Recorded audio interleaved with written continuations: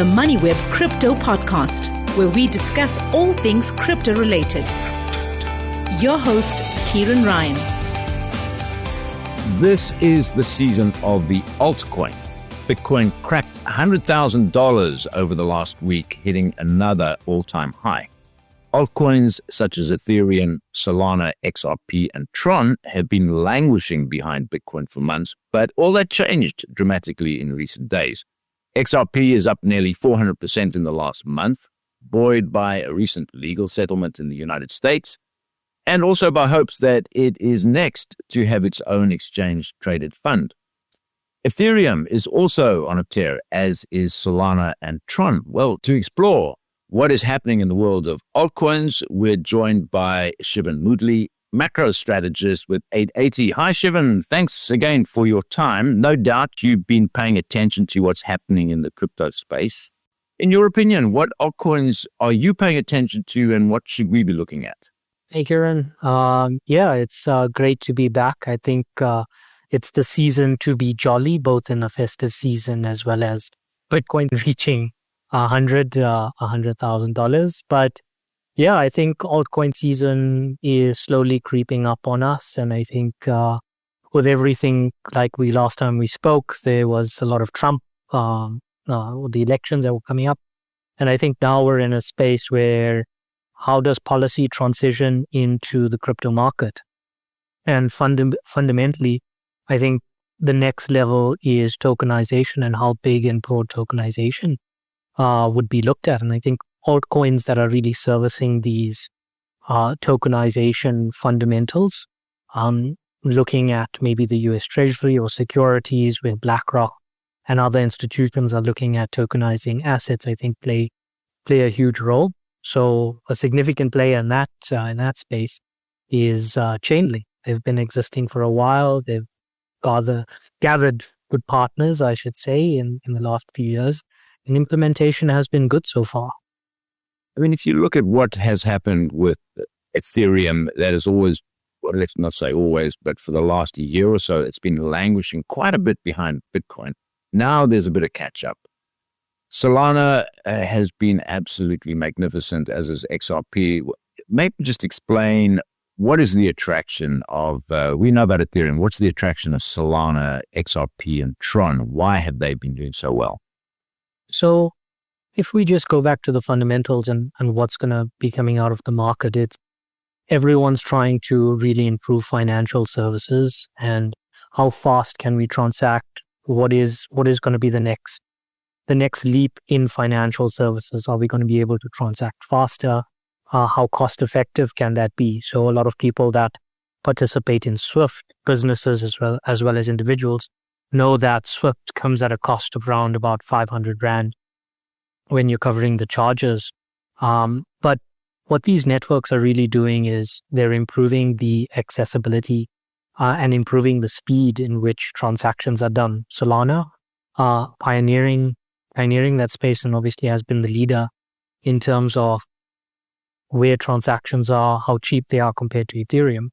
But something we shouldn't forget when we're looking at Solana is a lot of meme coins have come up on Solana. A lot of real, I would say, anything that can be turned into a meme has been pushed into a Solana token, and that has really pumped. So the demand for Solana in that case would have really increased quite significantly, and also supported where we are in the price.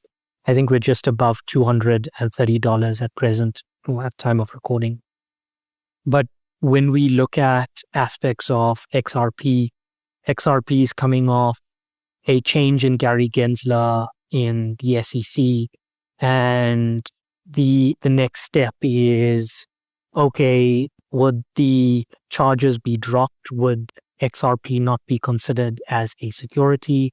Can XRP really work in conjunction with the SWIFT network to improve the speed in which transactions are done, and also support any tokenization function that any government or any monetary system may want to use, which would improve transparency? If we're looking at a Tron on a more technical level, what's really interesting, Tron also of recent implemented also the meme coin marketplace as well. So we've seen some activity come from that, but it's really important to understand that Tron's function is quite decentralized as an architecture, which really encourages this distributed governance. But also the low cost of its transaction fees really supporting stable coin movement and just market participants moving within the stablecoin space.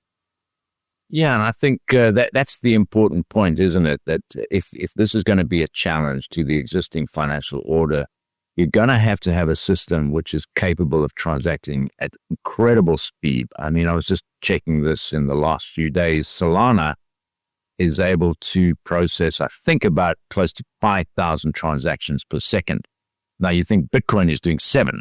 Okay, the way that Bitcoin gets around that is through layer 2 technology, such as Bitcoin Lightning, the Lightning Network, which vastly increases the rate at which you can transact. But Solana and Tron and XRP have really seemed to got their minds around this. And how do you challenge the likes of Visa? Visa cards are supposedly able to transact 26,000 transactions per second. But in reality, I think it's closer to about 2,000 or 1,700. So this is what they're aiming at. And is this kind of where the real race is how fast can you transact and settle these transactions? You want it done in microseconds. Yeah, I think the biggest threat to Visa and MasterCard now is on the merchant side, because why pay a merchant almost 3% of your fees when you're paying next to, I would say, less than 1% when transacting through crypto in certain aspects, depending on the network you're using in that case. So that's quite advantageous from a blockchain space and the fee aspect. But just going further into it, what does Visa and MasterCard really look for in the next 3 to 5 years? Fundamentally, it's what do layer 2s look like and what do layer 3s look like?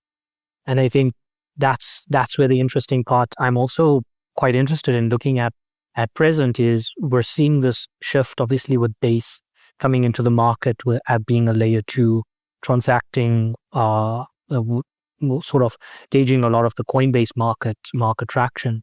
But a lot of people are looking at Optimism, which is sort of like a super chain in simple terms that's really built on Ethereum using the security features of Ethereum. And then they were using sort of this data accessibility layers, which could either be like, I think it's Eigen, or I think that's how you pronounce it, Eigen, sorry for my pronunciation, or you'd look at Ethereum in that case for data accessibility. I think people would start to look at, okay, what are these layer 2s really delivering to us in terms of fees and how these layer 2s are built?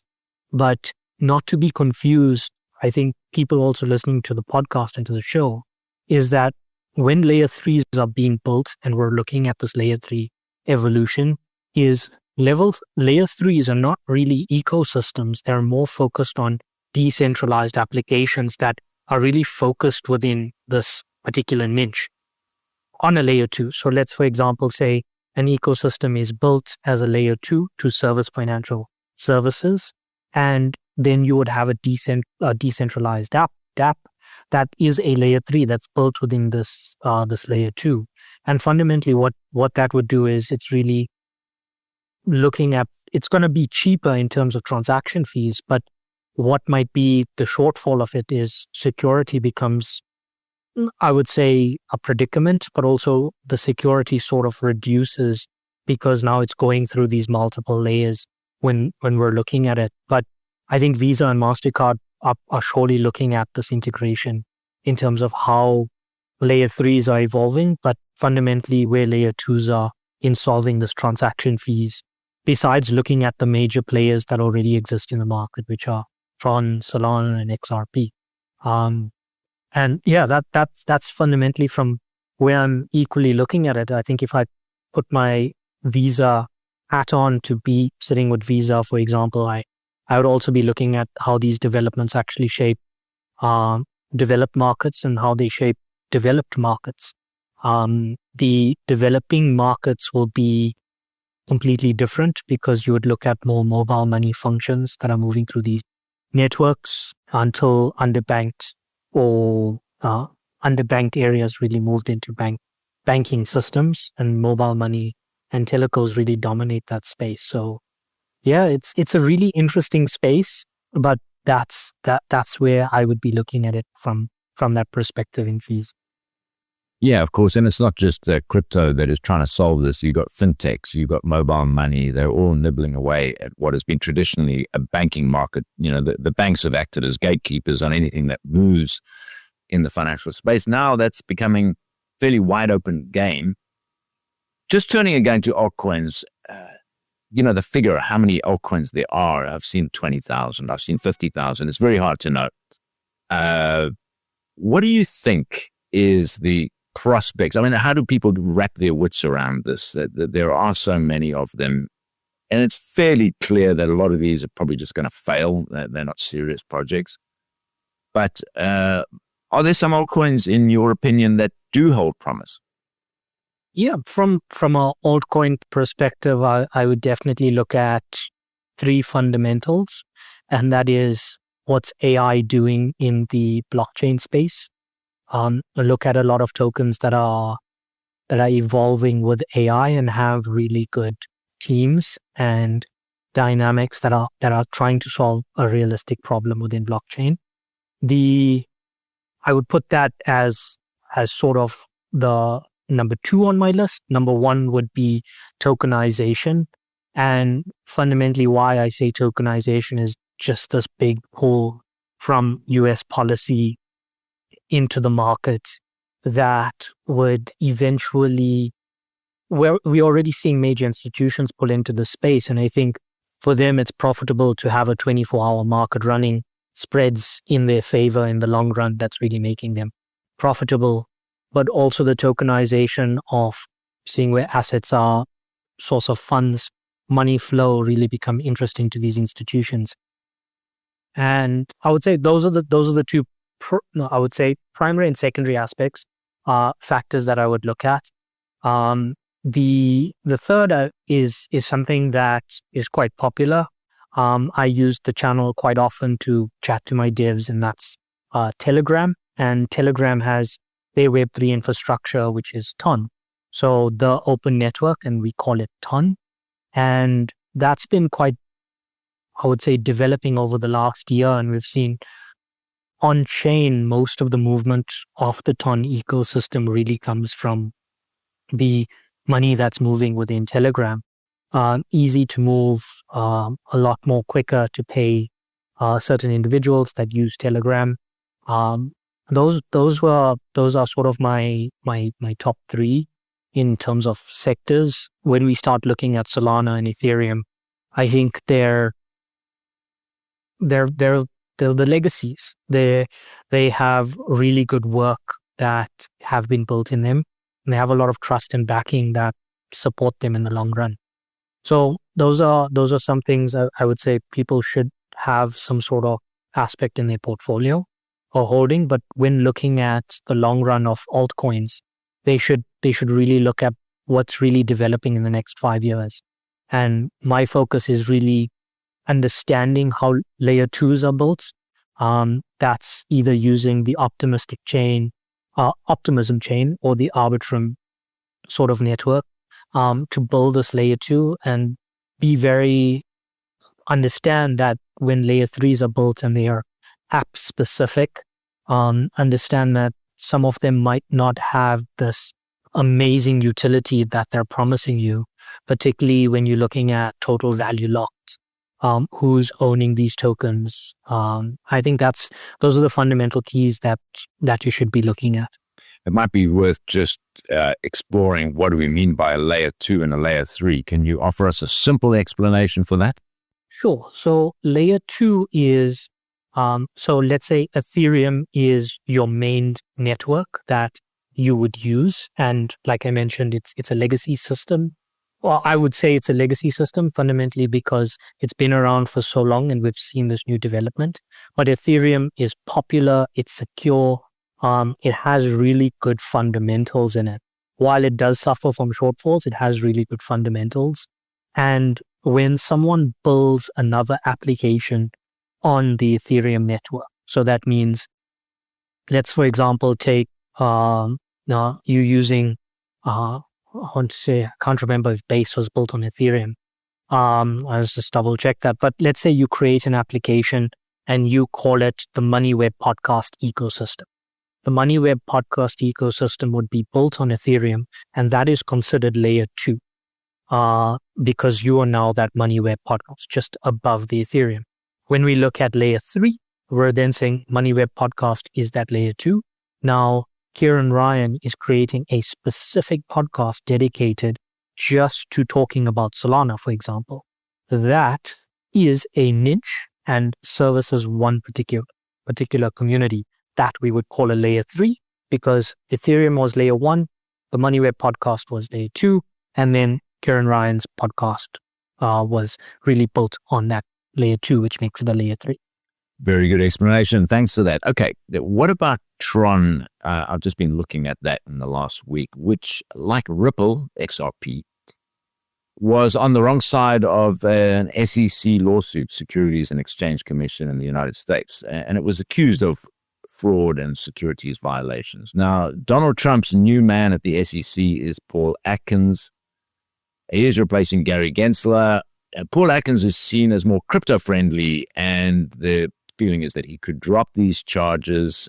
We've seen XRP already having their charges dropped. So there's a lot of excitement building around some of these altcoins. What's the attraction, do you think, about Tron? I think Tron is really at the biggest reason I would say we're seeing on chain. There's activity picking up from this meme coin launch because it's a platform built on Tron. It's really easy and super easy to create these meme coin tokens, and it's feasible. So you see maybe a shift from the Solana ecosystem meme coin activity into Tron, or they would run dually. So some activity is linked to Tron, but looking at the long run aspects of Tron's TRX, the native token, was used as sort of the settlement gas fee, which is what we would consider just a general expense or a general fee that would pay to complete the transaction. It's faster. The decentralized architecture, I think, is something that everyone would be looking at because of there's opportunities for scalability, smart contracts, to continue ramp up the operations and development within Tron. So those are what I would say the fundamental where we would look at from an on-chain perspective. But to the listeners, particularly the dev side that are looking at it, I think what's really interesting from my end when I look at it on chain, there's 3 layers to that architecture that are really important, and you would see this development really come into. I think people are still picking up on it, but there's some developing news coming out of it, and that's really looking at your storage layer, your core layer, and your application layer. So they provide different aspects, but they're really fundamental to scaling this chain, but also to improve just the transaction and liquidity within the market. I suppose it should be pointed out that altcoins can be extremely volatile. People have pointed out that Bitcoin is volatile. I mean, it did drop 70% in the last bear cycle, but then it broke through that previous and it set a new all-time high. Altcoin is even more volatile than that. So from your perspective, how does one trade these altcoins for those who've got the appetite for that? And it is high risk, but how would you do it? So altcoins, I'm definitely not highly leveraging. That's not something that's recommended. I think when you're looking at altcoins, focus on your fundamentals. If you're holding for the long run and you're sitting on cash and you're investing in these altcoins, make sure you have very good fundamental.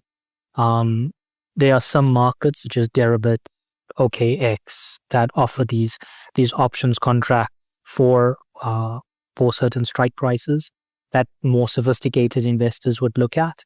But for the average investor that you're looking to get into altcoin season, you're looking to make just a few bucks within the altcoin season, I would focus on just spot, don't leverage too much, and take advantage of the upside, but also be cautious that these drawdowns are quite significant if you're entering the meme coin space as well.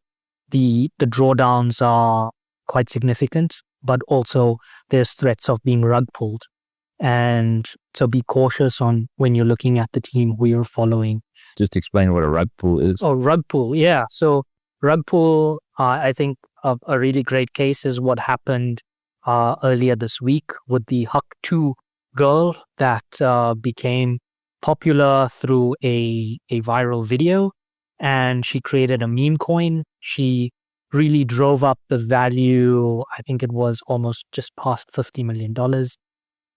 And she then removed 97% of her stake and she sold it back into the market, basically flushing out everyone that was committed to her brand and committed to her meme coin. So there's that risk there.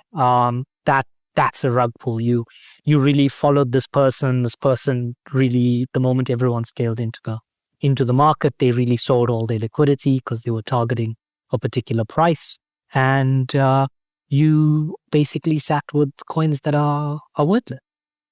So be cautious when you're playing in the market. Another big one is, well, not rug pull, but you would see a meme coin called Chilled Guy. And it stands for different things. And I think anyone that you speak to seems to Chilled Guy was a really old meme, but became popular now.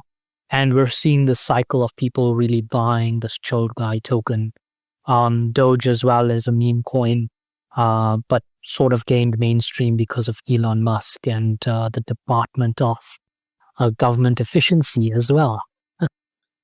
Right. Yeah. The Hup Tour girl. I'm not going to go into that story, but she made herself pretty wealthy, capitalizing on this silly little video that went all over the place on Twitter.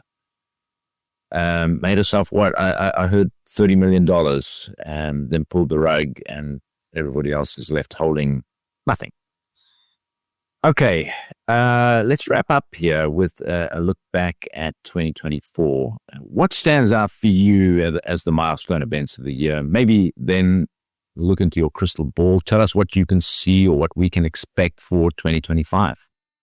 So milestones, I would say I'm really happy Gensler is out. That's really good for crypto. The new SEC or nominated SEC chair, Akins, is quite a veteran. He currently sits on a really good boards of really good chains and protocols that exist within tokenization. And I think there's going to be a massive push within tokenization, particularly because he understands the market and he's been advising these protocols for such a long time. So there's that. From the aspect of the Trump administration, I think there's a lot of policies that's going to shake up the market. And I think we're all getting used to since Trump's win in November. I think we're all getting used to this waking up in the morning and there's a headline on Twitter and then we're sort of adjusting our portfolio, but don't be reactive. I think we're seeing this phase in which we previously saw Trump. So there's no point in being reactive because there's no fundamental. He's not an economist, put it like that. So when he talks about tariffs, we're going to tariff all the BRICS countries 100%. It's impossible. If you start, you're the reserve currency, and tariff and dilemma is an old economics principle that if you're the reserve currency, you really put yourself on the back foot if you start. You either impact international trade or you impact your local currency, which is the dollar. So I think there's economic fundamentals that play into Trump's 100% tariff. But looking ahead into the new year, I think Middle Eastern conflict will continue. What's really surprising me is that Trump's stance within Ukraine and Russia basically putting an end to a war that's currently going on kind of puts him in the spotlight of a Nobel Peace Prize, which is ironic, seeming that everyone hates him in terms of him as a president. But there's that option. His policies are going to be quite erratic. And looking at the Middle Eastern conflict, Syria was recaptured by rebels. I think everyone's really waiting on how this really works out with Syria. Does it turn into an Afghanistan situation? And no, I think that those are key factors. Looking into Europe, with France and Germany, I think there were already, I would say, quite political uncertainty with the vote of no confidence in France, some uncertainty within the German government. I think relationships in that space are quite fragile. And Poland's pull out of sort of that tri-party function, I think, into partnering with other nations are really going to come to light in terms of what serves them, and Poland becoming a real crypto-friendly area as well. But Germany is going to play how Germany really structures their policies, I think, is really going to stand, really going to be criticized for that across Europe in terms of the long run, with them being sort of the biggest backer from a fiscal standpoint. So that's from where I'm looking at Europe and US uncertainty in policy. From South Africa, I'm really interested to see how the FSCA look at the market a bit more aggressively in terms of stablecoin projects that are coming in from ZAR stablecoins in the market, but also how they're looking at CASPs and the travel rule, which has become quite a popular topic. So yeah, I think there's a lot going to happen. Interest rates, I think, in South Africa are still going to be a bit sticky just because of fundamental, I would say, pressures globally. Yeah, I think there's a lot to look out for 2025, and I wrote down a whole bunch of a list of everything, and sort of playing my own bingo game for 2025. Shivan, we're going to leave it there. Thanks very much for that concise roundup on the altcoin market, and also what we can look forward to in 2025. That was Shivan Moodley, macro strategist with 88. Thanks, Kieran. Looking forward to the next one.